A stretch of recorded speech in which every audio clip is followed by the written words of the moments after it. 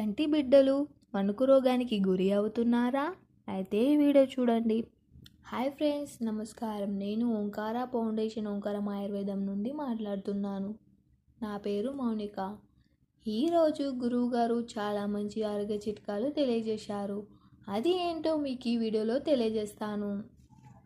పిల్లలు ఏదైనా జబ్బు చేసినప్పుడు కానీ కారణం తెలియకుండా ఒక్కోసారి కండరాలు వణకటం లేక ముడుచుకోవటం జరిగినప్పుడు వెంటనే ఉల్లిపాయను ముక్కగా కోసి ముక్కు దగ్గర పెట్టి వాసన చూపించాలి. అలా చేయడం వల్ల త్వరగా అలా అవ్వకుండా మామూలు స్థితికి వస్తారు.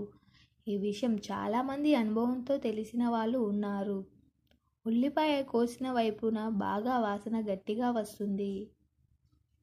ఇలా వాసన చూపిస్తే చంటి బిడ్డలు వణుకు రోగం నుంచి దూరం అవుతారు. ఈ వీడియో కనుక మీకు నచ్చినట్టయితే లైక్ చేయండి, షేర్ చేయండి, సబ్స్క్రైబ్ చేయండి. హాయ్ ఫ్రెండ్స్, అందరికీ నమస్కారం. నా పేరు మానస. నేను మన ఓంకారం ఫౌండేషన్ నుండి మాట్లాడుతున్నాను. ఈరోజు మన గురువు గారు మన కోసం ఎన్నో రకాల ఆరోగ్య చిట్కాలను గురించి తెలియజేశారు. వాటిని తెలియజేయడం కోసం మేము మీ ముందుకు వచ్చాము. చర్మ రోగాలకు ఈ చిన్న చిట్కాను పాటించండి. జటమాంసి చూర్ణాన్ని ఆవు నేతితో కలిపి వాడడం వలన చర్మ రోగాల నుండి ఉపశమనం పొందవచ్చు. వీడియో కనుక నచ్చినట్టయితే లైక్ చేయండి, షేర్ చేయండి, కామెంట్ చేయండి, సబ్స్క్రైబ్ చేసుకోండి. Thank you.